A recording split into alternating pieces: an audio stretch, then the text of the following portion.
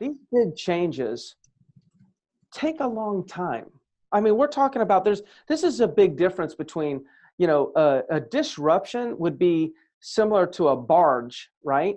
And your today's activities and your activities and how it can actually change your results today. Let's think of that like your activities as being a speedboat, versus a barge. Both of them can turn around, but the barge or the big ship, it takes miles for them to actually make a turn.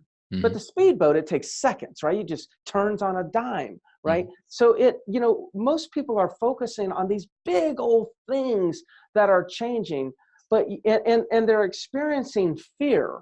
And when they experience fear, they invest more focus and more time and energy into watching it. Right. Because they can't do anything about it, right? And I can't do Right. anything about it. So Yeah. all we can do is be entertained by it, or nobody's going to accept that from it. Everyone's going to say, "Greg, I'm not entertained by it." No, it's a form of entertainment. It's kind of like riding by an accident.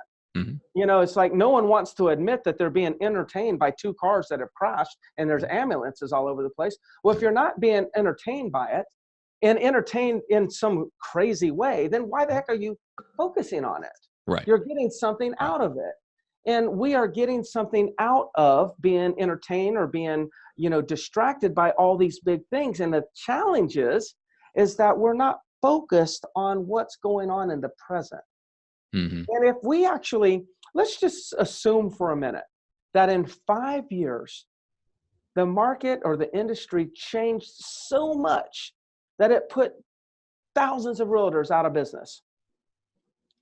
Well, if that was going to happen, if that's a truth, who cares? If you take those same 1,000 agents and they focus right now in the present of changing how they do business so they can get better results, like on their next listing appointment, they could generate enough money in the next 5 years that it wouldn't be so devastating if the industry were to change.